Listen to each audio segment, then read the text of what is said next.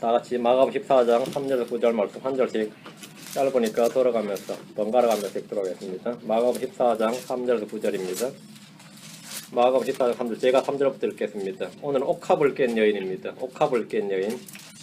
그분께서 베다니에 계실 때 나병 환자 시몬의 집에서 음식 앞에 앉으시니 한 여자가 매우 귀한 나드 향유를 담은 옥합을 가지고 와서 그것을 깨뜨려 그분의 머리에 부으매 어떤 사람들이 속으로 궁리하여 이르되 어찌하여 향유를 이렇게 하게 하느냐. 그것을 300데나리온 이상에 팔아 가난한 자들이 줄 수 있었겠도다 하며 그녀를 향해 불평하니 예수님께서 이르시되 그녀를 가만두어라. 어찌하여 그녀를 괴롭게 하느냐. 그 여자는 내게 선한 일을 하였느니라. 가난한 자들은 항상 너희와 함께 있으니 언제라도 너희가 원하는 대로 그들에게 선을 향할 수 있거니와 나는 항상 너희와 함께 있지는 아니하니라. 그 여자는 자기가 할 수 있는 일을 하였으니 곧 장사 지내는 일을 위하여 미리 와서 내 몸에 기름을 부었느니라. 진실로 내가 너희에게 이르노니 온 세상 어디든지 이 복음이 선포되는 곳에서는 사람들이 그녀가 행한 이 일도 말하여 그녀를 기념하리라 하시니라. 오늘은 옥합을 깬 여인입니다. 잠깐 기도합시다. 주 하나님 아버지 감사합니다. 오늘은 온 세상에 복음이 선포되는 곳에 이 여자도 함께 선포되어서 그녀를 기념하리라 하신 말씀대로 이 말씀을 통해서 저희가 주 예수 그리스도께서 전한 은혜의 복음을 듣기를 원합니다. 아버지 하나님께서 선포하시는 말씀, 성령께서 저희 마음속에 그대로 있는 그대로 전달해 주셔서 저희 마음판에 이 말씀을 기록해 주실 간구합니다. 아버지 하나님 인장으로 새기듯이 영원히 저희 안에 새겨주셔서 저희가 참으로 옥합을 깬 여인과 같이 우리 주님을 사랑하는 그 사모함을 표현할 수 있도록 해주시고 그 사랑으로 주님을 증언할 수 있도록 해주시옵소서. 감사드리며 죄송합니다. 아멘. 앉으시기 바랍니다. 오늘 옥합을 깬 여인, 여러분이 아마 설교를 굉장히 많이 들으셨을 테고 모르는 이가 없을 겁니다. 성경에 옥합을 깬 여인이 몇 명 나옵니다. 그죠? 몇 번 나오죠? 네, 몇 번 나옵니다. 마태복음, 마가복음, 누가복음, 요한복음 다 나오는데 마태복음하고 이 본문에 나오는 이거는 내용이 같고요. 누가복음, 요한복음이 나오는데 총 3 여자가 나옵니다. 오늘 옥합을 깨어 예수님께 향유를 부은 여인에 관한 말씀인데 성경 읽다 보면 헤롯이 몇 명인지 아니면 요한이 몇 명인지 그죠? 야고보가 몇 명인지 마리아가 몇 명인지 헷갈릴 때가 있습니다. 헤롯에도 다 같은 헤롯이 아니고 마리아에도 다 같은 마리아가 아니란 말이죠. 이와 비슷한 사건으로 예수님께 향유를 부은 사건이 모두 같은 사건인지 다른 사건인지 일부는 갖고 나머지는 다른 사건인지 구분하지 못해서 실수하는 경우가 있습니다. 그럴 때마다 유명한 주석서나 신학자들의 견해를 찾지 말고 성경 자체의 본문을 유념해서 보는 것이 훨씬 더 유익합니다.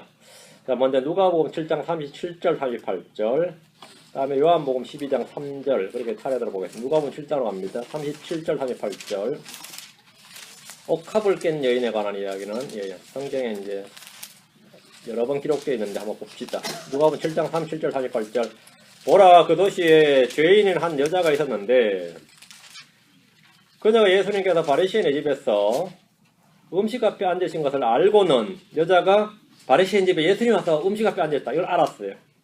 향유를 담은 옥합을 가지고 와서 그분 뒤에서 눈물을 흘리며 그분의 발 곁에 서서 눈물로 그분의 발을 씻기 시작하여 자기 머리털로 발을 닦고 그분의 발에 입을 맞추며 향유를 발에 부으매 향유를 담은 옥합을 가지고 온 이 사람은 어떤 죄인인 여자입니다. 성경에서 어떤 죄인인 여자 이렇게 말할 때 그 의미는 주로 창기입니다. 창기입니다. 복음서에서 세리와 창녀들을 걸어서 유대인들은 간단하게 죄인들 이렇게 말했어요. 죄인들 이렇게 말합니다. 장소는 바리새인 시몬의 집이었습니다. 때는 예수님의 갈릴리 전도 사역 마지막 때쯤입니다. 주님은 바리새인 시몬의 집에 초대를 받아서 함께 식사를 하게 되었는데 그곳에 그 도시의 죄인인 여자 하나가 그 도시 창녀예요. 그 도시 죄인인 여자 하나가 향유를 담은 옥합을 가지고 주님께 온 겁니다. 그리고 그분의 뒤에서 눈물을 흘리며 그분의 발 곁에 서서 눈물로 그분의 발을 닦기 시작했습니다. 눈물로 자기 머리털로 그분의 발을 닦고 그분의 발에 입을 맞추며 향유를 발에 부었습니다. 이것은 당시 일대 사건이라 할 만한 그런 아주 놀라운 사건입니다. 향유는 비싼 기름입니다. 현장에 있던 사람들은 그 장면을 보고는 모두 나름대로 판단하기 시작했습니다. 저 여자 정말 대단하다, 엄청나다, 향유를 쏟아부었다. 이렇게 놀란 사람도 있겠지만은 저 여자는 정신 나갔다, 미쳤다 이렇게 생각하는 사람도 있을 겁니다. 예수님을 자기 집으로 식사 초대했던 바리새인 시몬은 그 자리에서 그 장면을 목격을 했죠. 자기가 주인이니까 그 장을 목격하면서 그 여자를 판단한 것이 아니라 이 여자 미쳤나 정신없다 뭐 대단하다 이런 식의 그 여자를 판단한 게 아니라 예수님을 판단했습니다. 참 예수님도 이렇게 예수님을 판단했다 이거예요. 39절 보세요. 이제 그분을 초대한 바리새인이 그것을 보고 속으로 말하 이르되 이 사람이 만일 대언자라면 자기에게 손을 대는 이 여자가 누구며 또 어떤 여자인 줄 알았으리라. 그 여자는 죄인이니라 하니라. 바리새인 시몬이 예수님을 판단했어요. 뭐라고 판단했죠? 대언자 아니네 이렇게. 이 사람은 대언자 아니네. 내가 식사 대접했는데 잘못 불렀네 이 말이에요. 나는 대언자인 줄 알고 불렀더니 알고 보니까 잘못 불렀네. 네, 왜 그렇죠? 여자는 이미 그 도시에서 죄인으로 공인된 사람이라 따로 판단할 일도 없습니다. 근데 얘 대언자란 사람이 그걸 모르냐 이거죠. 그런 여자가 곁에 와서 자기 발을 닦고 입을 맞추고 이거 완전히 뭐 쇼한데 이래 된 거죠. 향유를 붓는 그런 걸 막지 않으시고 가만히 끝까지 그 모든 섬김을 다 받으시는 주님을 보면서 속으로 판단한 겁니다. 이 사람 안 되겠네. 뭐 이런 사람이다 아니냐 이거죠. 이 사람은 대언자가 아니구나. 이 사람은 대언자가 아니구나. 바리새인 시몬은 이 사건을 통해서 예수님이 그리스도이심을 믿게 된 것이 아니라 절대로 그리스도가 될 수 없다고 판단을 했습니다. 이 사람이 만일 대언자라면 자기에게 손을 대는 이 여자가 누구며 또 어떤 여자인 줄 알았으리라. 그 여자는 죄인이니라. 나도 알고 이 도시 사람 다 아는 이야기니라 이 말이에요. 이것은 바리새인 시몬이 이 사건을 통해서 예수님을 나름대로 판단한 내용이고 시몬만 이랬겠어요? 그 자리에 같이 식사를 하던 사람 기분 다 잡친 거예요. 완전 이거는. 잡친 거예요. 예수님은 이 여인이 행한 이 일을 통해서 자신이 죄인들의 죄를 사해 줄 수 있는 분이심을 보여주고 죄인을 구원하시는 그리스도임을 증언하셨습니다. 주님께 향유를 부은 여인은 사람들 앞에서 공개적으로 내 죄들을 용서받았느니라. 내 믿음이 너를 구원하였으니 평안히 가라. 이렇게.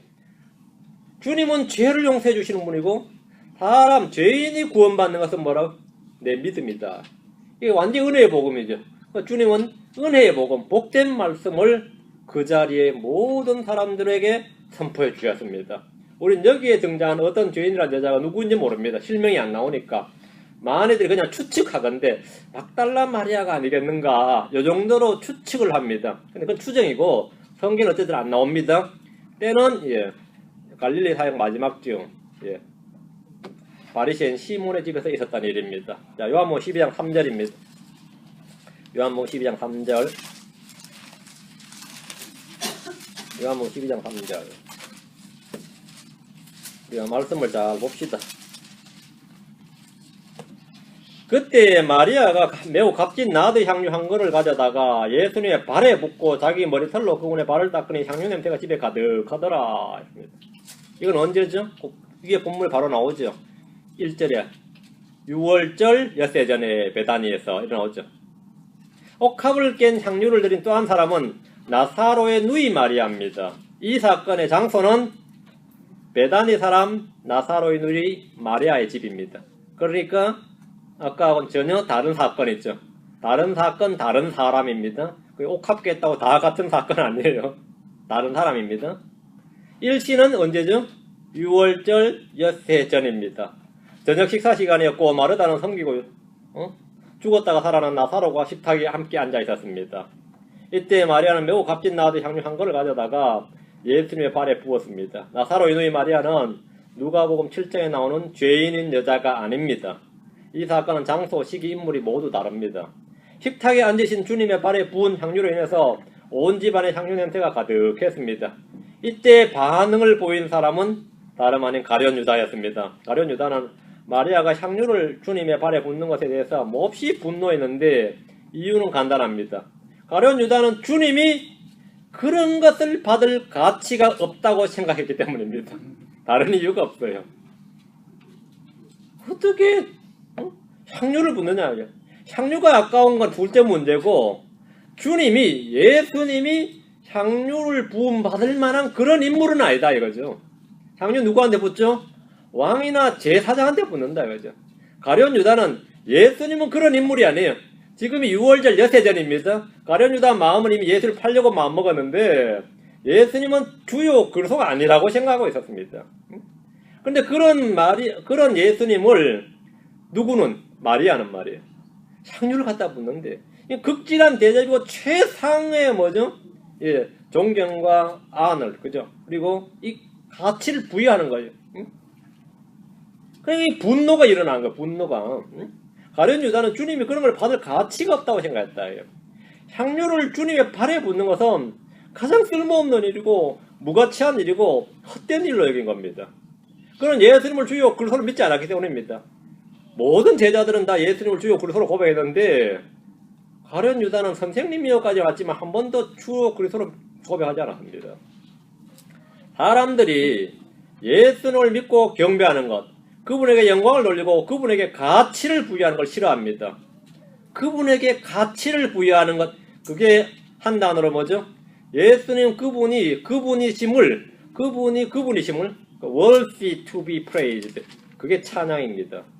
그분의 가치를 인정하고 그 가치를 인정해 드리는 것, 그걸 받아들이고 그대로 표현하는 것을 뭐라 그러죠? 한 단어로 찬양이라 그럽니다. 그걸 찬양이라 그래요. 찬양이 다른 게 아닙니다. 그걸 노래로 하면 찬송이라 불러요. 노래로 하면 찬양의 가장 흔한 형태가 이제 찬송이죠. 그걸 와 하면서 감탄을 할 수도 있어요. 그걸 뭐라 그러죠? 감탄이라 그러지 않잖아요. 뭐라 찬탄이라 그래요. 알겠어요? 그런 감탄은 찬탄이라 그래요. 찬송, 찬탄 맞죠? 예수님은 그럴 만한 자격이나 가치가 없는 분이다. 그렇게 생각을 했다 이거죠. 예수님이 주요 그리스도이시라면 향유를 붓는 일은 아까운 일도 아니고 욕할 일도 아니고 비난받을 일도 아닙니다. 비난할 일도 아니고 그건 당연한 일이죠. 예수님이 주요 그리스도가 아닌데 그걸 하는 것만 아까워 미치는 거죠. 예수 그리스도가 그런 걸 받을 만한 자기나 가치가 없다고 생각했다. 마태복음 2장 11절에 보면 동방에서 온 사람들 세 사람이 현자들 말이죠. 엎드려 그에게 경배하고 자기들의 보물함을 열어서 황금과 유향과 모략을 그에게 선물로 드린 일은 그분이 그런 사람, 그런 건 당연한 자연스러운 일이죠. 유대인의 왕으로 태어나신 분이 맞으면 황금과 유향과 모략을 드린 건 당연한 일이고 아니면 헛짓한 거죠. 헛짓한 거죠. 마리아가 향유를 갖다 붓는 일은 예수가 누군가에 달려있어요. 그럼 그거는 합당한 일이고 아니면 헛된 일입니다. 가룟 유다 마리아에게 12장 5절에 보면 뭐라 어찌하여 이 향유를 300데나리온에 팔아 가난한 자들에게 주지 아니하였느냐 이렇게 호통을 쳤습니다. 그는 구제를 통한 이웃 사랑에 넘쳐서 가난한 자들을 염려하기 때문이 아닙니다. 가룟 유다는 헌금을 받아 관리하는 재정 담당으로서 300데나리온에 팔아서 자기에게 주었더라면 자기가 그 돈으로 가난한 자들을 구제할 수 있었다는 말입니다. 그렇죠? 그게 그 말이에요. 마리아가 다이렉트로 예를 들어 그걸 팔아가지고 구제 헌금해버리면 그거는 뭐 가룟 유다가 좀 섭섭한 일이에요. 왜? 자기가 재정 담당인데 나한테 바치라 이거예요. 나한테. 그럼 내가 주님께서는 항상 구제에 힘쓰셨기 때문에 내가 구제한데 이렇게 일을 해야지. 이런 헌금을 어디다 하는 거야? 어디다가 돈을 쓰는 거야 한 말이에요. 나를 통하지 않고 다이렉트로 주님한테 쏟아붓다니 이거예요. 근데 이 말은 거짓말이라는 거예요. 왜? 사도 요한이 6절에 뭐라 하요? 그가 도둑이요 가방 안에 든 것을 가져갔기 때문에 분노한 것이다 이렇게 말합니다. 야, 가룟 유다 도둑 맞아요? 그 가방이라는 것은 돈가방인데 예수님을 섬기던 여자들이 주로 이 헌금을 많이 했어요. 근데 그걸 가져다가 썼다 이게 도둑이란 말이죠. 당시 가룟 유다는 사람들 특히 여인들이 주님께 드린 헌금을 많이 도둑질을 했고 그 돈으로 자기 밭을 샀습니다. 그 돈으로. 맞아요? 그런 말을 성경에 읽어보셨어요? 사도행전 10장 18절 19절. 옛날 제가 어떤 분하고 이야기하는데 가룟 유다가 배반했다고 어떻게 도둑으로 모을 수가 있냐고 그러더라고요. 그래서 가룟 유다 도둑 맞는데 가룟 유다는 예수님을 섬기던 여인들이 바치는 헌금을 많이 도둑질해가지고 자기 밭을 샀어요. 얼마나 뒤로 많이 빼돌렸던지. 사도행전 1장 18절 19절. 이제 이 사람이 불법의 대가로 밭을 산 뒤 거꾸로 떨어져 한가운데가 터졌고 그의 모든 창자가 흘러나가서므로 그 일을 예루살렘에 가는 모든 사람이 알게 되어 그 밭을 자기들 고유의 말로 아겔다마라 하니라. 그것은 곧 피밭이라는 말이라 했죠. 불법의 대가로 샀다고 했죠. 이게 불법의 대가로. 맞죠? 불법의 대가란 제사장들에게 받은 은 30개가 아닙니다. 그 돈으로는 밭을 산 것이 아니라 돌려줬어요. 그 돈을 밭을 살 시간도 없었습니다. 밭을 사지도 못했고 사지도 않고 돌려줬어요. 그러면 무슨 돈으로 가룟 유다 밭을 샀죠? 가룟 유다가 산 밭은 그가 돈가방을 맡아서 그 안에 있는 것을 가져간 것으로 산 겁니다. 뒷돈 챙긴 겁니다. 그러다 요한이 그는 도둑이었다 이거예요. 그리고 300데나리온을 팔아가지고 나한테 텐박 300데나리온을 헌금을 했으면 주님께서 우리 일행도 쓰고 가난한 자들에게 돈도 주고 뭐 이랬을 것인데 이렇게 돈을 그냥 현물을 그 자리에서 쏟아 부었으니 주님의 발에 그런 무가치한 일을 헛된 일을 하냐 이래 분노란 겁니다. 분노란 거예요. 그런데 향유를 부은 이 사건을 통해서 주님께서는 12장 7절 8절 자, 다시 요한복음 12장 7절 8절 옵니다. 그녀를 가만두어라. 나를 장사 지낼 날을 대비하여 그녀가 이것을 간직하였느니라. 가난한 자들은 항상 너희와 함께 있거니와 나는 항상 너희와 함께 있지 아니하니라. 제자들은 주님의 죽으심과 장사 진행을 믿지 않았지만 마리아는 이미 전부터 그분의 죽으심과 장사 진행을 믿고 있었고 그분을 위해서 향유를 준비하고 있었습니다. 나를 장사 지낼 날을 대비하여 그녀가 이것을 간직하였느니라. 그 드디어 6월절 여세 전이에요. 그러니까 이번에 예수님이 죽으신단 말이죠. 그다음 마리아는 뭐 한 거죠? 이제 푼 거예요. 이게 마지막 기회니까. 장사 지낼 날을 대비하여 그것을 간직하고 그녀가 이것을 간직하였느니라. 됩니다.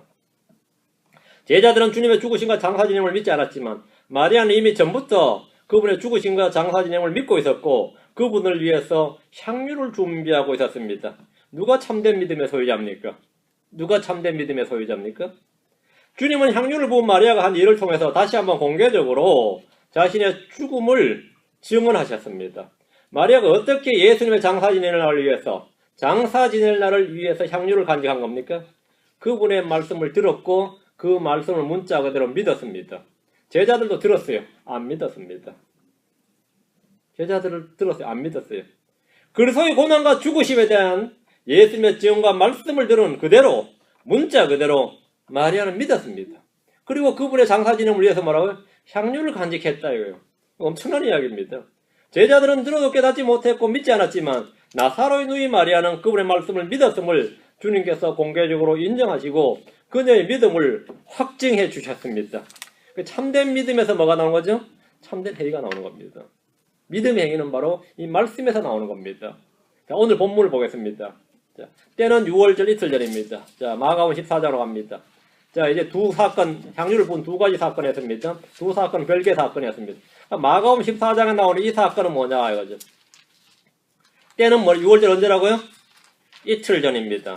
6월절 이틀 전에 14장 1절 보면 이틀이 지나면 6월절과 무교절이더라 이 나오죠. 이틀이 지나면 6월절과 무교절이더라 그러니까 6월절 이틀 전입니다. 그러니까 나사로의 누이 마리아는 6월절 여세 전이었죠. 그 다른 사건입니다. 나사로의 집에서 마리아가 향유를 부은 일은 6월절 여세 전이었고 그녀의 이름은 마리아라는 실명으로 나옵니다. 또한 여자가 주님께 향유를 부은 사건인데 또 한 여자가 주님께 향유를 부은 사건인데 3절 말씀 그분께서 베다니에 계실 때에 나병 환자 시몬의 집에서 나사로의 집이 아니죠. 공간도 다르고 시간도 다르니까 다른 사건입니다. 그리고 성경에서 옥합을 깬 여인은 3명입니다. 세 사건이에요. 그분께서 베다니에 계실 때 나병 환자가 시몬의 집에서 음식 앞에 앉으시니 한 여자가 매우 귀한 나드 향유를 담은 옥합을 가지고 와서 그것을 깨뜨려 그분의 머리에 부음에 이번에는 발이 아니라 머리에 부었죠. 머리에 부었습니다.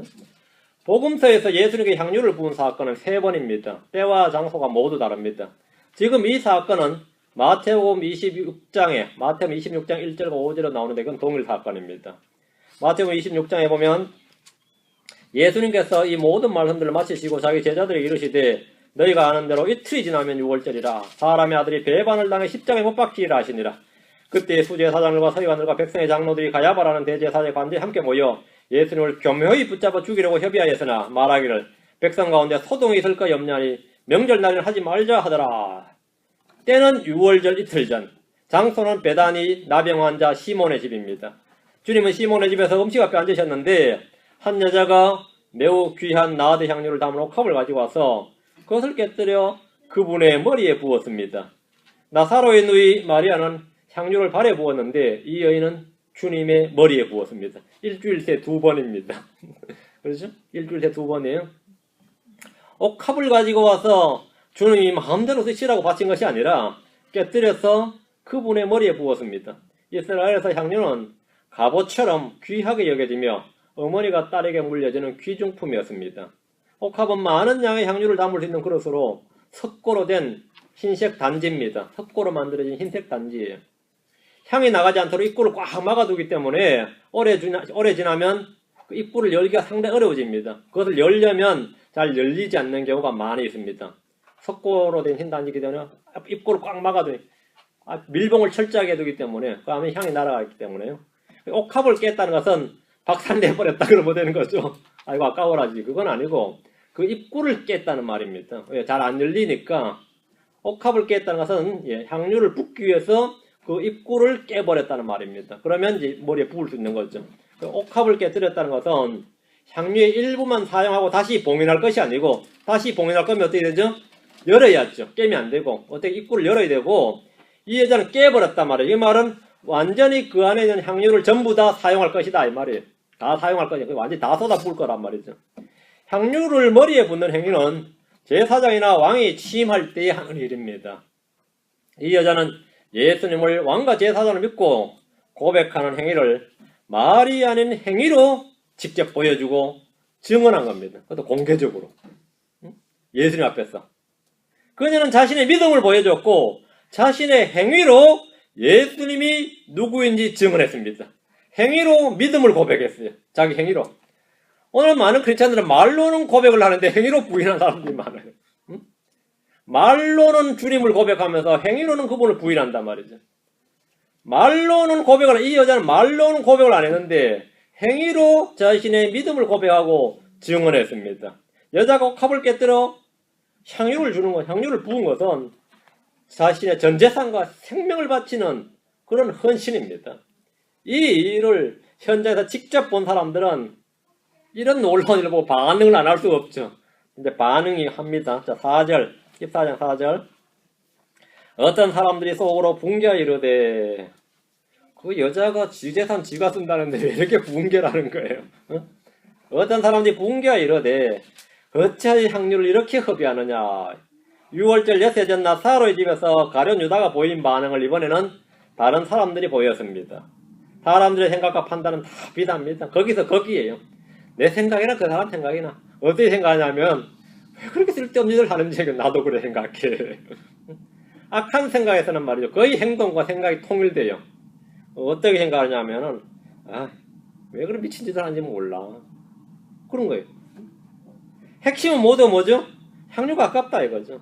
저 귀한 향유를 저런 사람의 머리에 들어붙다니 뭐 이거죠. 저 귀한 향유를, 향유 귀하다는 것 전부 다 알아요. 저런 사람의 머리에 들어볼 일은 아니지. 그것도 다 공통된 생각입니다. 저런 사람, 어떤 사람요? 예수님 같은 사람. 그 자리에 있던 모든 사람들은 옥합에 든 향유의 가치를 정확히 알고 있었습니다. 귀한 것, 비싼 것, 지금 시세로는 300데나리온 이상, 최저 300데나리온, 300데나리온 이상에 팔았겠다고 그러잖아요. 지금 이곳에 미국 달러로 환산하면 한 데나리온이 하루 일당이니까 여러분이 하루 8시간 일한다 쳐도 최소 임금에 8불로 하면 2만 불 이상이고요. 10불 내버리면 2만 5천 불 넘습니다. 2만 5천 불이 넘는 2만 불 이상, 최소 2만 불 이상 되는 가치를 그냥 날려버린 거 아니에요. 그죠? 2만 불이 한순간에 그냥 머리에 들어 부어버렸다 그랬죠.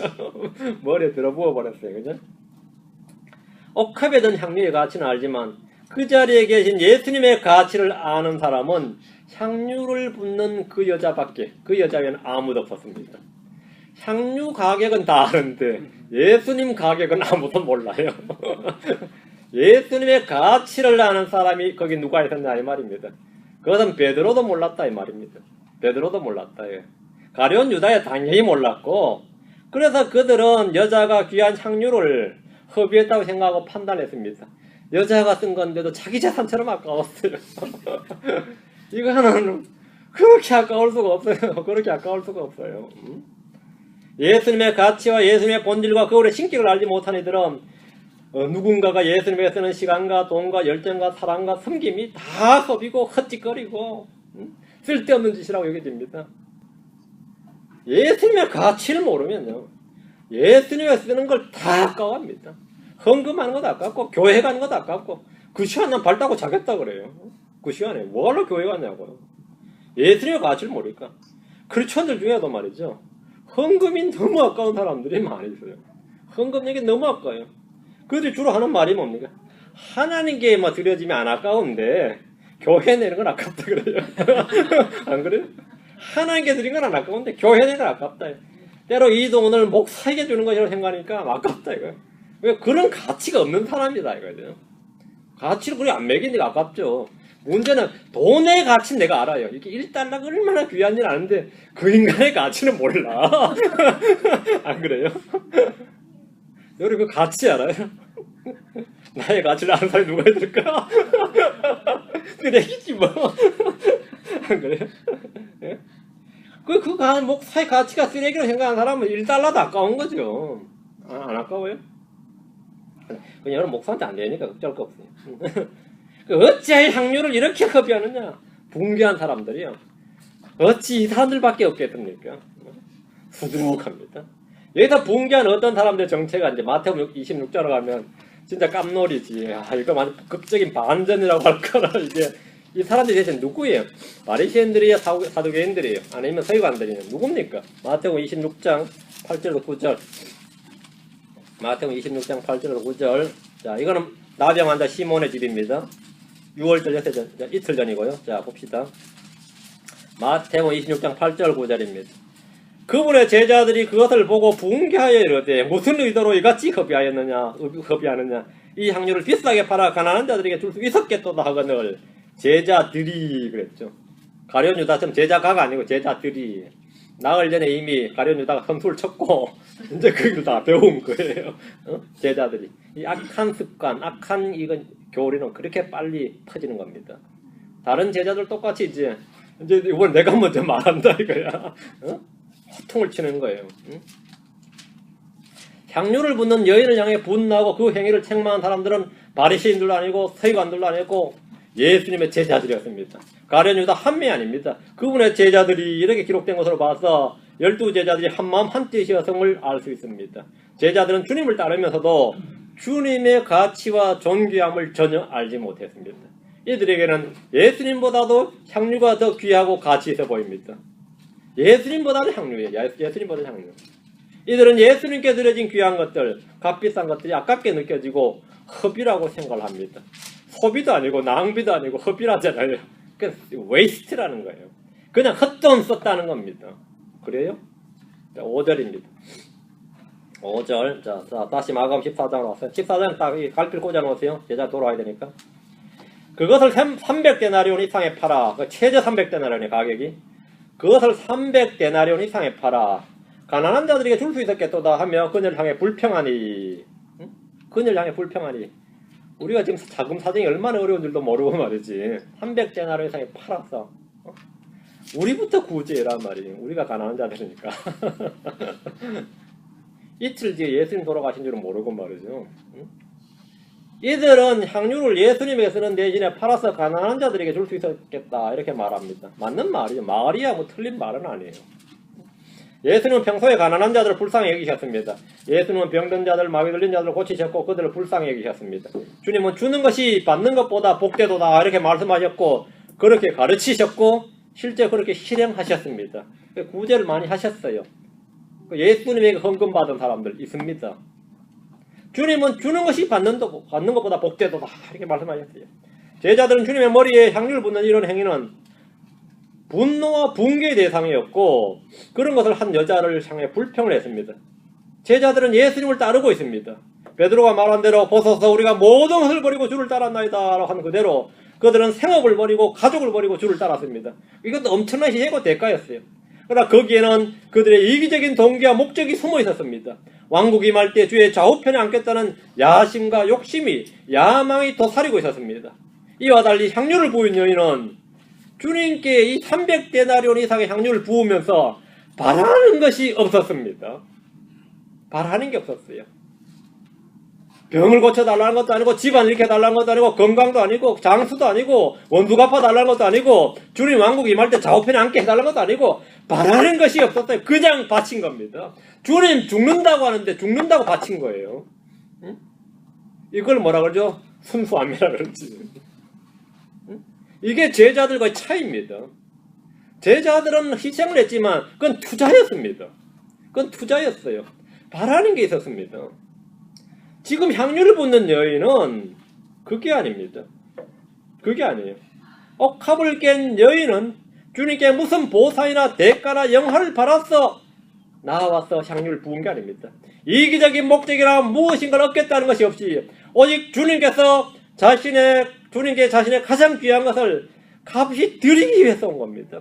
받은 은혜에 감사하고 은혜를 보답하는 법을 지금 아니면 기회가 없다요. 옥합을 깬 여인은 주님이 누구신지 알았고 그분이 이번 6월절에 죽게 된다는 사실을 알았습니다. 그게 중요한 겁니다. 그녀는 주님께 받은 은혜를 기억하고 그 은혜대로 보답하기 위해서 향유를 부은 겁니다. 제자들은 그녀에게 무슨 의도로 이같이 허비하느냐 했지만 무슨 의도가 없어요. 제자들은 불평하고 분개했지만 그녀의 의도는 주님의 죽으심을 장사 지내는 겁니다. 주님을 따르던 막달라 마리아와 야고보의 어머니 마리아와 살로메 등은 주님이 죽으신 뒤에나 향품과 기름을 예비했고 그분이 묻히신 무덤으로 갔지만 자신들이 준비하는 거 못했습니다. 준비만 했지 못 발랐어요. 죽은 무덤에 죽은 사람 몸에 묻히러 갔지만 그러나 이 여자는 주님이 살아계실 때 자신이 간직한 향유를 그분의 머리에 부었습니다. 6절입니다. 14장 6절. 예수님께서 이르시되 그녀를 가만히 두어라. 어찌하여 그녀를 괴롭게 하느냐. 이 여자는 내게 선한 일을 하였느니라. 주님께서 제자들이 하는 말입니다. 제자들의 분노와 불평을 들은 예수님은 그녀를 가만두어라. 어찌하여 그녀를 괴롭게 하느냐 하셨습니다. 응? 지금 우리가 하면 뭐 이 등신 같은 놈들이지. 싸가지 없는 놈들 말이지. 뭐 그런 거예요. 응? 제자들의 말과 행위는 그 여자를 괴롭게 하는 것 외에 아무것도 아니었습니다. 주님은 이 여자가 무슨 일을 했는지, 왜 향유를 부었는지 그 동기와 목적을 다 알고 계셨습니다. 이틀 뒤에는 6월절입니다. 예수님은 6월절 어린 양으로 십자가에 못 박혀 죽으셨습니다. 주님께서 그 여자는 내게 선한 일을 하였느니라 하셨는데 그 여자가 한 일은 예수님을 장사 지내는 일을 한 겁니다. 여자는 자신의 행위를 통해서 주님의 사역을 증언했고 그분이 자신의 경배와 섬김을 받기 합당한 분이심을 사람들 앞에서 보여줬습니다. 주님은 그녀가 내게 선한 일을 했다고 그녀가 한 일에 대해서 증언해 주셨습니다. 사람마다 감사와 은혜를 표현하는 방법이 다 있습니다. 뭐 각기 은혜가 표현하는 방법이 다르지만 어떤 이는 뭐 집으로 초대해서 식사를 대접해요. 어떤 이는 돈을 준비해서 줍니다. 어떤 사람은 귀한 선물을 준비합니다. 그럼 곧 죽게 될 사람들에게 여러분은 뭘 드리겠습니까? 곧 죽게 될 사람에게 어떻게 하겠어요? 허가 한번 해줘요? 허가 한번 해줘요? 이 여자가 선택한 방법은 자신에게 입던 옥합을 끼워서 그분의 머리 위에 붓는 것이었습니다. 300데나리온이 넘는 귀한 향유를 그분의 머리에 부음으로써 미리 그분의 죽으심을 알고 장사 지냈습니다. 7절입니다. 가난한 자들은 항상 너희와 함께 있으니 언제라도 너희가 원하는 대로 그들에게 선을 행할 수 있거니와 나는 항상 너희와 함께 있지는 아니하리라. 예수님은 제자들에게 가난한 자들은 항상 너희와 함께 있으니 언제라도 너희가 원하는 대로 그들에게 선을 행할 수 있다고 하셨습니다. 여기서 선을 행한다는 것은 구제와 물질의 나눔, 돕는 겁니다. 성경에서 선을 행한다는 의미는 거의 대부분이 이런 의미입니다. 선을 행한다. 이 선을 행한다는 말이 애매모호하거나 추상적인 어떤 의미가 아닙니다. 가진 것을 나누고 돕고 섬기는 것이 선을 행하는 겁니다. 그게 선을 행하는 거예요. 예를 들어서 주님께서 너희를 미워하는 자들에게 선을 행하고 너희를 미워하는 자들에게 선을 행하고 이 선을 행하고 무슨 말이에요? 선을 행한다는 것은 그들이 어려울 때 구제와 자선을 베풀라는 말입니다. 너희를 미워하는 자들에게도 구제와 자선을 베풀라 이 말이에요. 누가복음 6장 33절에 오직 너희는 너희 원수들 사랑하고 선을 행하며 있는데 그 선을 행하며라고 할 때 그 선을 한다는 말은 뭐죠? 그들이 줄일 때 먹을 걸 주고 목마를 때 마실 걸 주고 헐벗을 때 추위에 떨 때 입을 것을 주라는 말입니다. 그게 선을 행한다는 말이에요. 선을 행하라. 선을 행하라.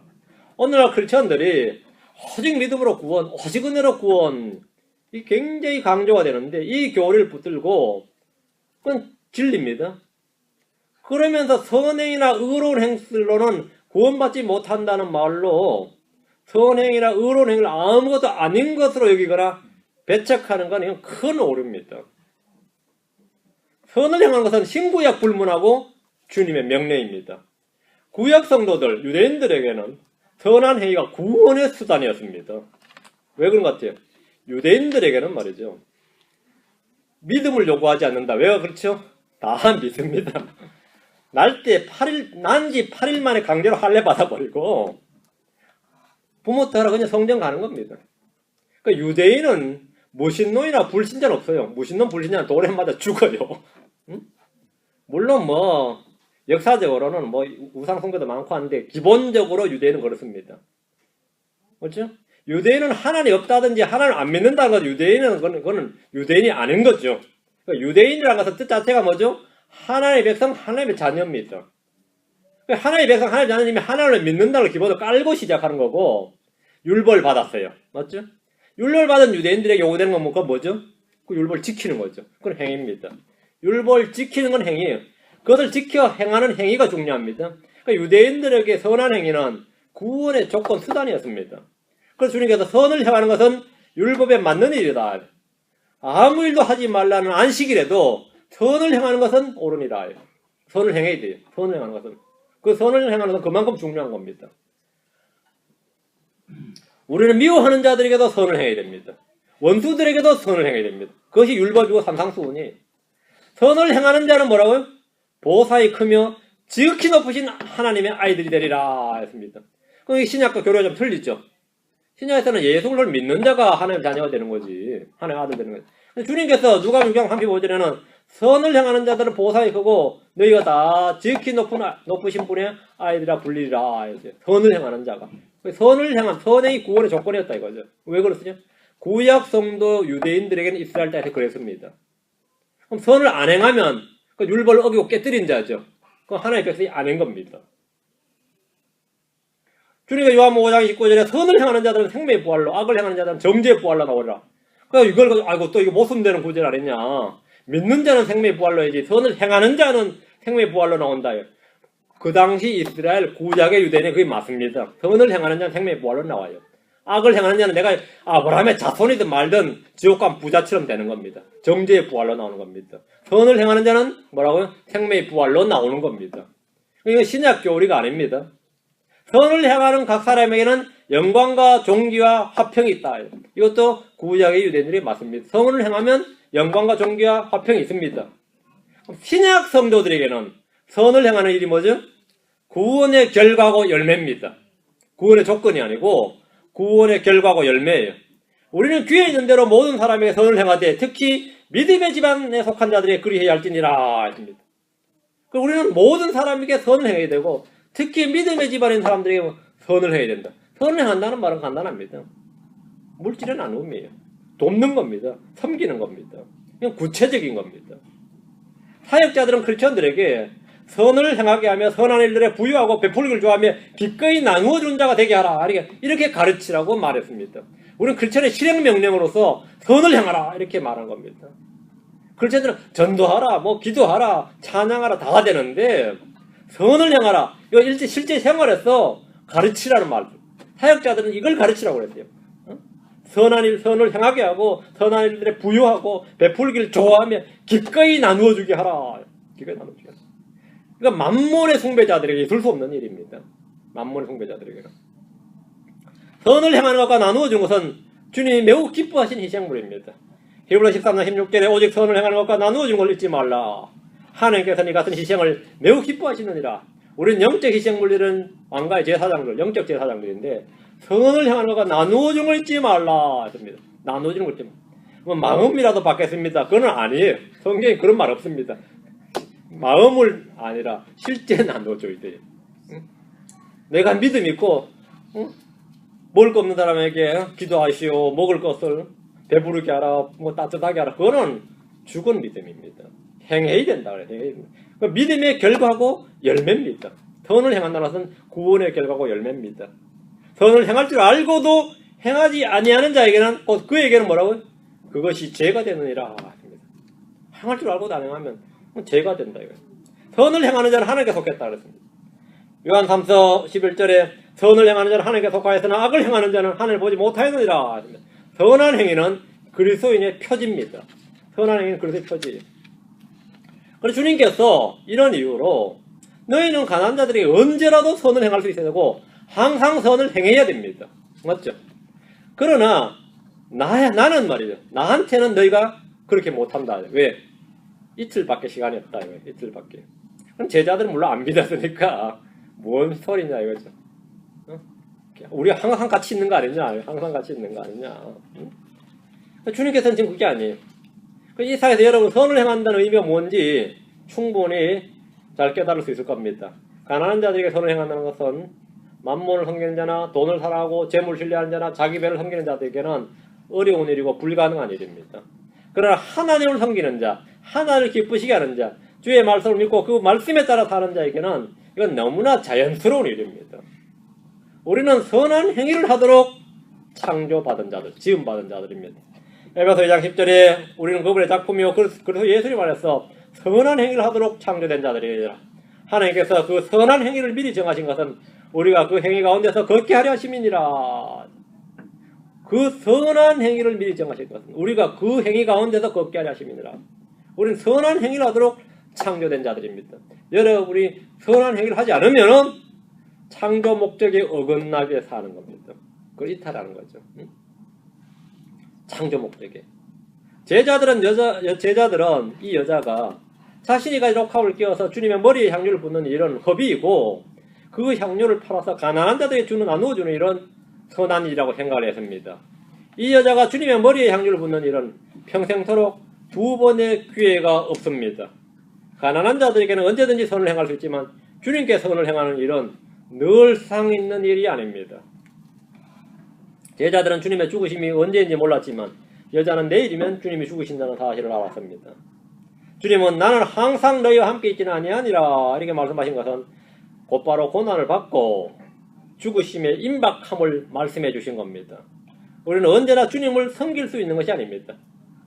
우리는 언제 죽을지 모릅니다. 우리는 내일 일을 알 수 없습니다. 기회가 닿는 대로 선을 행해야 됩니다. 우리는 내일 일을 자랑할 수 없습니다. 우리는 지금 현재 힘을 다해서 주님을 사랑하고 그분을 섬겨야 됩니다. 모든 사람에게 오늘은 있습니다. 모든 사람에게 오늘은 있지만 모든 사람에게 내일이 있는 건 아닙니다. 이 여자는 제자들과 달리 주님께 선을 행했습니다. 8절, 마가 14장 8절.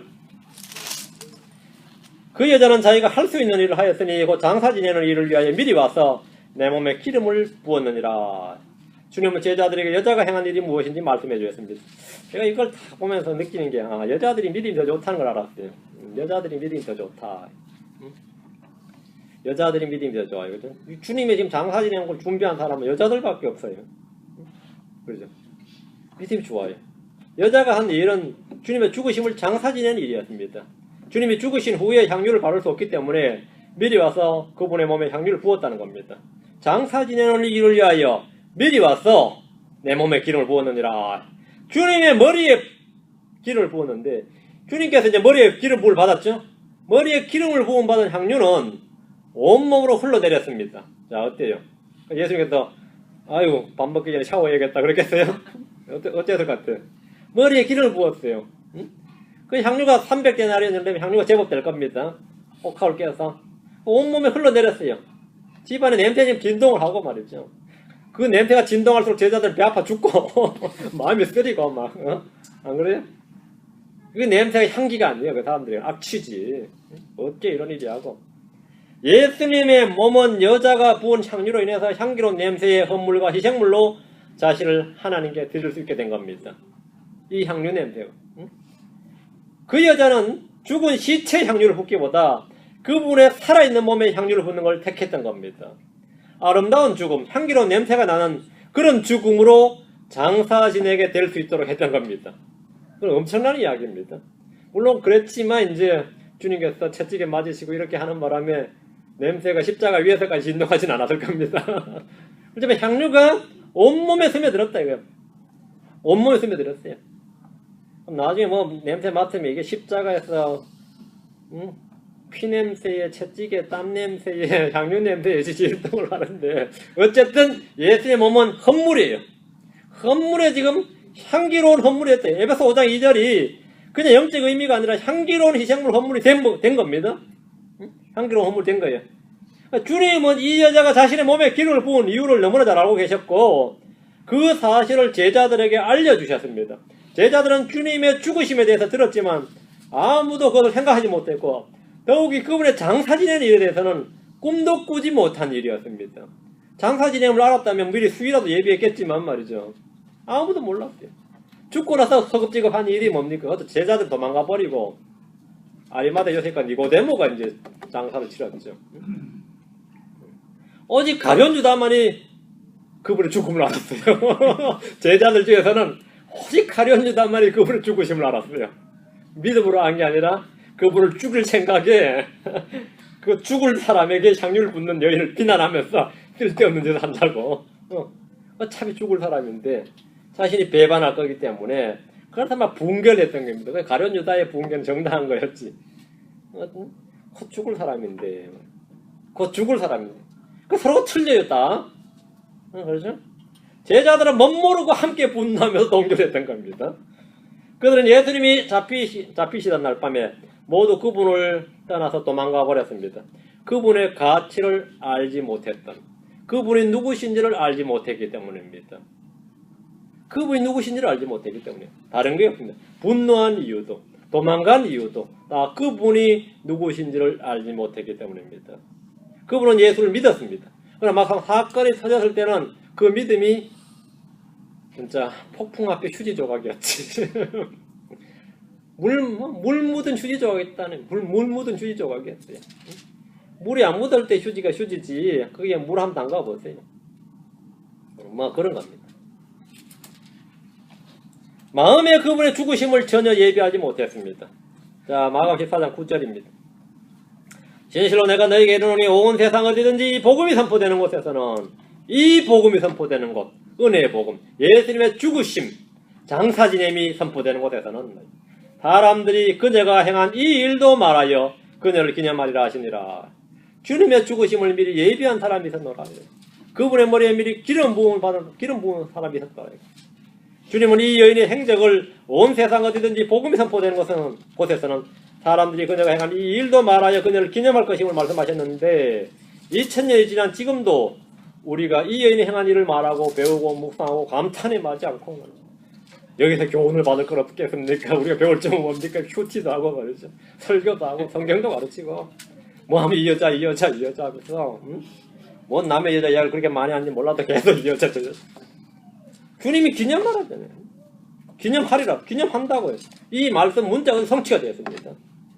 주님은 자신에게 선을 행한 이 여자를 사람들이 기념하도록 성경에 이 사실을 기록으로 딱 남겨두셨습니다.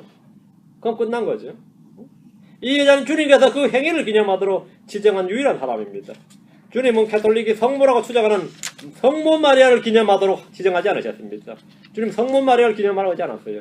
누굴 기념하라고요? 예, 이 여자를 기념하라고. 기념하라고 한 건 아니에요. 기념하리라 이렇게 예언한 거죠. 그 예언은 성취가 된 겁니다. 복음이 선포되는 곳에서는 어디서나 이 여자 이야기가 나옵니다. 복음이 선포되는 곳에서는 영광스러운 이야기입니다. 옥합을 껴서 주님의 머리에 향유를 부음으로 미리 와서 주님의 죽으심과 장사 지내는 일을 한 이 여인은 복음이 선포되는 모든 곳에서 사람들이 기념할 것임을 말씀해 주었습니다. 주님 주신 최대의 영광입니다.